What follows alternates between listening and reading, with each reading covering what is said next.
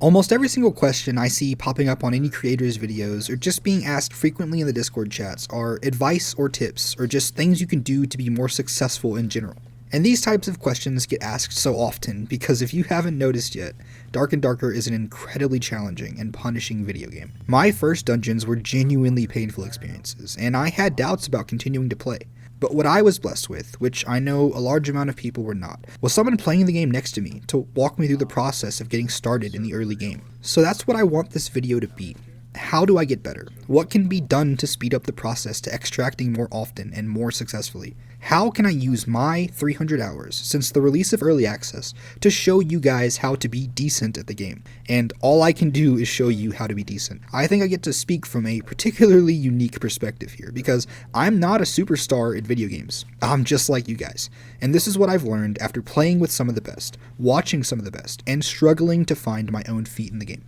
I think the most frequent bits of advice you will hear are to learn the maps, learn the PvE, learn your class, find a good team comp, learn positioning, and find what stats you need. But you'd hear this stuff about any game, right? If you've ever asked for help in any game ever, you've definitely heard all of this before. And while none of this is exactly bad advice, I don't think it's incredibly helpful to just throw it at someone and expect them to go study a Dark and Darker map for hours between each dungeon without purpose. Other than, well, now I know where this room is. So instead, I think it's better to ask why we need or want this particular game knowledge, and decide what purpose it serves us. Why are we learning these things, and what do they actually do for us? To start, I want to talk about PvE. Because what point is knowing the maps if you die to mobs or die to mob aggro on you during PvP? It's incredibly frustrating to even just lose health to PvE enemies, much less die. And while there are fantastic videos out there that teach you how to fight each mob, I think it's more important to know how to go about fighting multiple mobs or take on certain rooms. PvE enemies are incredible sources of loot, sometimes better than chests for the sheer quantity of them that exist within the maps. But loot that fights back is a pain. I've learned, especially in my early experiences, and also through teaching my friend to play, that it's best to take on one mob at a time, and to take that particular fight even slower. Putting your weapon away, walking within a mob's swinging distance, and then running away, not backing away, will give you a good idea of the way PvE works in the game. When a mob is in swing range, it will swing, unless it is currently resetting its swing or aggro on another player. The slowest and best way to deal with most PvE mobs is to run towards them with your fists, allow them to swing while you run away, and then hit them with your weapon while they are recharging before running away again. Now, mob aggro works in an interesting way too. Sometimes it may seem like a mob that was chasing your friend turns around and swipes at you. This sucks. This is because, though, until a mob is damaged, it has what I will call loose aggro. This means it can still change targets very easily. If your friend goes out of range, it may switch to you. If you get too close to it, it may switch to you. But if your friend has dealt no damage, just caught its aggro, and then you damage a mob, it will always switch to you. Mob AI can be weird sometimes, and I only suggest that this is what happens most of the time, as I've had a few experiences that left me in confusion. Now that we've begun to understand non-aggro and the most basic way to fight them, let's get into why mobs are mean. I'd say there is almost no feeling worse to me than being caught lacking while fighting PvE by another enemy or PvP team and getting rolled because now I'm fighting an annoying axe skelly and a barbarian who full sprinted at me. Mobs are also very loud when they first aggro, when they take damage, and when they die especially. Mobs also tend to get very overwhelming very fast when you aggro a bunch of them at the same time. Which is why I am now suggesting the idea of, since we've fought a few mobs and know what mobs are like, to deal with them fast. I know, complete 180 here, I just asked you to take it slow, but hear me out. Once you have your basic understanding of how to fight them and you feel comfortable dispatching them, you and your squad should prioritize mob killing before you begin looting anything in the room. I know, precious loot. Your friend might take it, whatever. I guess this bit of advice might best apply to other people who would want to be better at the game and would watch a video like this. So send it to your friends and tell them to listen to this next part because it's very important. Mobs need to be dealt with. They are loud, they get in the way, and they will be detrimental to your teamfights. Make clearing a room your absolute priority before you begin looting. If you are getting spawn rushed, which doesn't happen as often as people say, I'd rather you had the room at least mostly cleared before you have to take on that fight. And what good is looting those gold coins or candy corn gonna do you if you die? Wait until you have the time to loot, and then loot. Or at the very least, don't loot while mobs are aggro. Kill, loot, move on. It's up to you. I think that sums up what I wanted to say about PvE, or mobs as I call them. I've got Minecraft on the brain. Now that we have an understanding of what to do in rooms, let's take a look at what map knowledge really does for us. I think map knowledge is something we naturally obtain from playing the game. I'm sure you've heard this from somewhere before, but give me a moment. And what it really is an accumulation of room knowledge put together bit by bit and connected like puzzle pieces to create what is known as map knowledge. So instead of opening up the Dark and Darker wiki and memorizing a map layout from top to bottom, I'd instead suggest playing the game and specifically memorizing which rooms connect to which other rooms. It'll begin to create these pathways in your head of how to get places. It also lets you understand which rooms are your favorite while getting exposure and actually playing the game and not staring at a map. And if two of your favorite rooms connect to each other, then bam, you have a place to start trying to get to in every game. As for spawns, I don't think it's incredibly important to know them early on, but if you do get spawn rushed and die, just take a note of where they came from and how long it took them to get there. A sort of internal clock will begin when you spawn into certain places, letting you know when to be aware of danger. The other half of map knowledge is knowing which parts of the map have the best loot, which in turn makes these rooms what can be considered high traffic areas. Examples of this include the boss room, the mummy room, Foursquare, and the pyramid room, among others. If you don't know what I'm talking about, that's okay, you will. I hated the pyramid room for the longest time, but it has a ton of chests, a ton of bats, mining on the bottom floor, and at this moment a royal coffin, so naturally, now that I have the map knowledge on what it contains, I love it. Also with map knowledge comes an understanding of what rooms you like as your class, and without getting into the nitty-gritty, long hallways and open spaces tend to be a bit better for ranger. Narrow corridors are good for melee classes with one-handed weapons, etc., etc. Figure out where you like to loot, and where you like to fight. If there is some overlap, that's awesome, and if there isn't, that's okay too. Loot quickly and get to the rooms you like to be in when you're fighting. Positional advantage is incredibly important, and sometimes that advantage isn't being in the best room, it's just being in your favorite room. Whether that's a favorable spacing area or you have an interesting battle tactic in that specific room, it's something to begin thinking about as you play the game. Next up with map knowledge comes the ability to rotate through the storm. I know, terrifying, right? And this is a bit of a more complex idea, so I left it for the end. But yes, it's entirely possible to rotate through the storm, and it's well worth it more often than you might think. This can be to get away from some giga-juiced caped monsters that you don't want to fight. It can be to avoid a very obviously rogue-looking pitch-black room. It can be to put yourself in one of your favorite rooms. The storm does not do a ton of damage, and while taking damage is annoying, it is way better than dying to a geared squad because you felt trapped by the storm and had to push into their room. As you connect these rooms together and learn how to get from one place to the next, have this in mind, as well as having zone presence in mind. But if you've ever played a battle royale game, you probably already have that. Lastly, I should add that there are different maps, and they do have the same rooms on occasion, which connect to different places, and it may seem annoying at first. But what it actually does is allow you to see one room connecting to another and let you immediately pinpoint which map you are in, which again is map knowledge. On to team composition, or more so, what class should I play if I'm new to the game?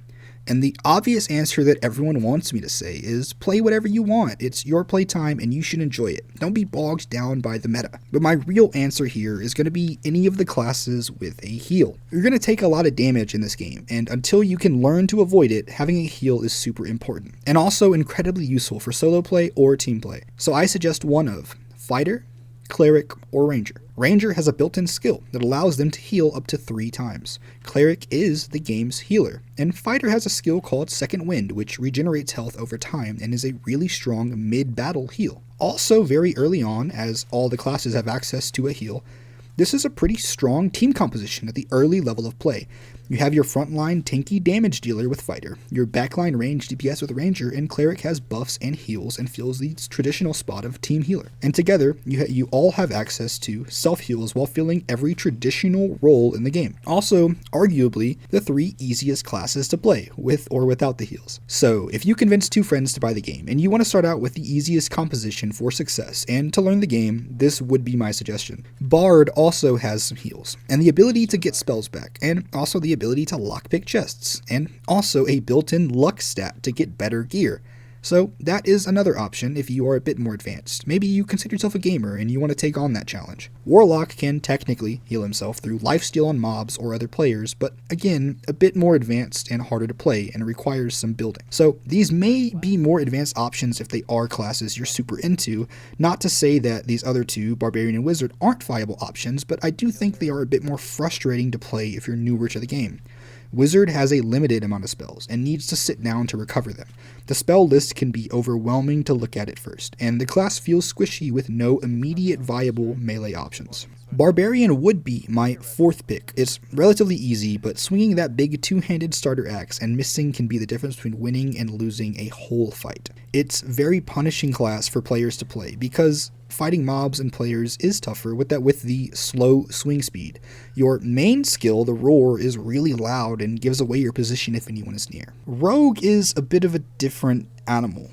I do feel the need to mention it though, and as much as I want to suggest it, as it's arguably easy to learn and probably the best solo class in the game, it just plays a different way. It almost feels like a completely different game when you're on Rogue, especially as a solo rogue. And there are amazing guides out there if that's the route you want to go, but I can't suggest it here as it has its own set of basics and its own rules for the dungeon.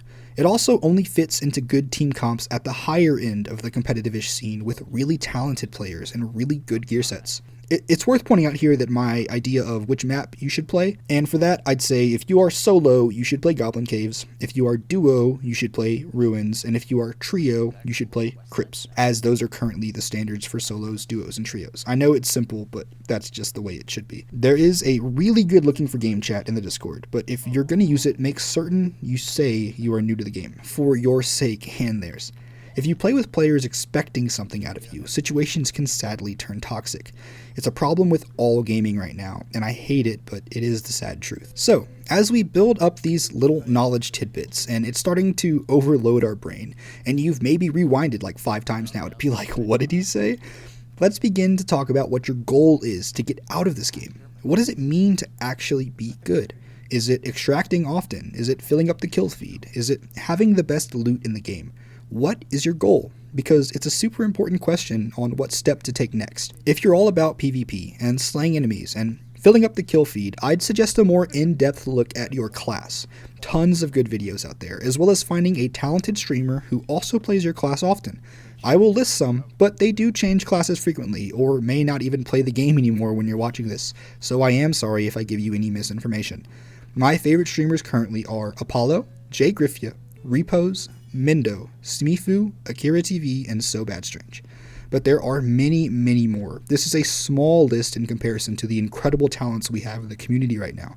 This is just who I watch. However, if you're all about gear and extracting and you want the finest stash around, I'd suggest beginning to look at taking a dive into Inferno and eventually learning how to fight bosses. The Inferno monsters are amped up and very, very dangerous. My best advice for starting to go to Inferno is if red portals spawn near you and you notice you don't have the most loot on you and you don't really mind dying, then take them every chance you get.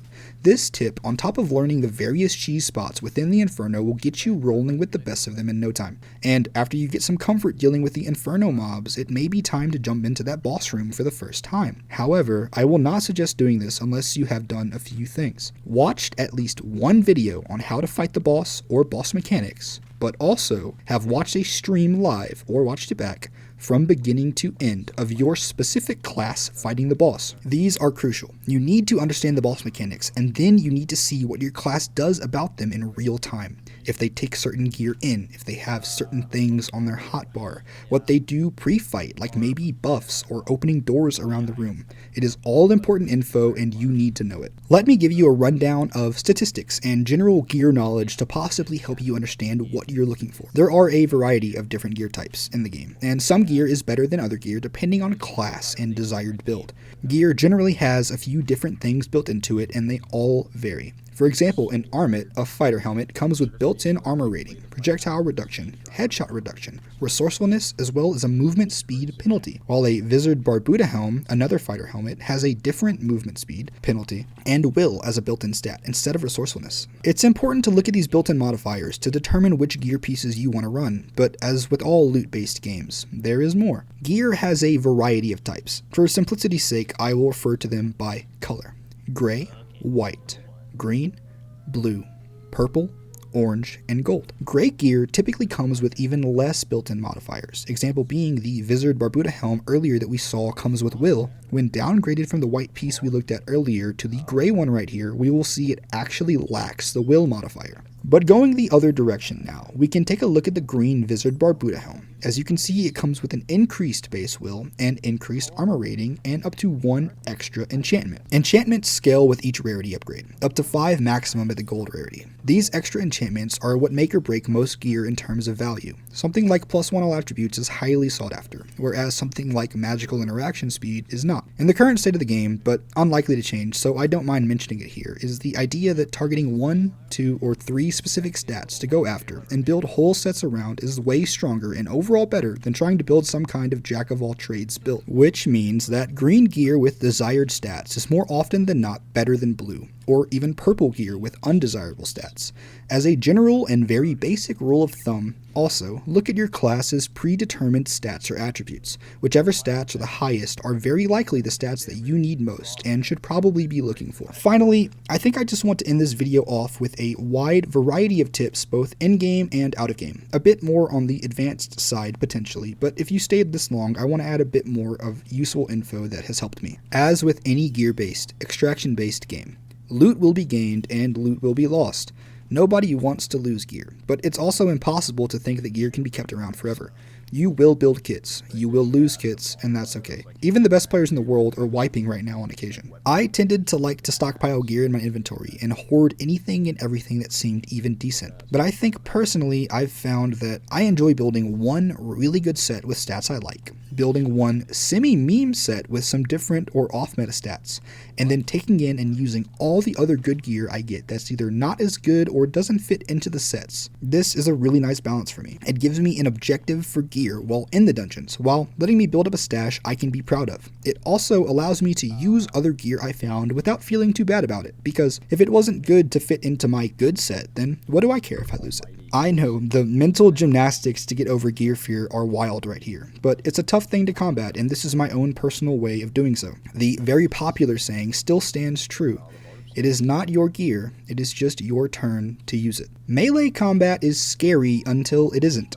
The most important things when engaging in a fight are understanding what classes you are fighting and then understanding what weapon they are using. Any melee weapon that swings horizontally will very often be aimed at your head. This means you can't duck and actually dodge a wide variety of misplaced attacks from someone gunning for that headshot. Any melee weapon that swings from the top down can often be blocked by looking up with your shield to cover your head and interrupt its arc. Also, by shoving a shield in someone's face, you can cause them to hit their hands into it, which also results in a block. Playing in a ratty or campy way is genuinely just part of the game. I am guilty of it myself whenever I've found a super good item or have mining ore on me, or good craftables. You have never seen a bigger rat than me with gold ore in my inventory. That being said, don't get accustomed to this playstyle, as it can become a crutch and leave you unable to hold your own in any fight where you don't have the jump on somebody. It's important to get out there and fight, and it's equally as important to ensure you have the best chance at survival. There's a balance somewhere in there. And finally, this game is in early access, if that's when you're watching this. I ask you to be patient and understand that this dev team put a statement out recently that they can't hire any more people because they don't have physical space in their small studio to house even one more person. They are shoulder to shoulder working night and day after fighting through several lawsuits against one of the greediest gaming companies out there to bring this game to us. A game made for us, without any greedy corporate influence. They left their jobs and uprooted their entire lives because of the passion they had for creating the best possible experience for us. It's hard for me as a former Call of Duty fan, as a former Diablo fan, as a former Halo fan, as someone who bought Cyberpunk on PS4, to put any amount of faith in any development team. But through Q&As and my experience so far personally, I do trust that these devs have our best interests in mind and only want to make the best game possible. Thank you so much for watching this. This has been Sworn Random, and I'll see you in the next one.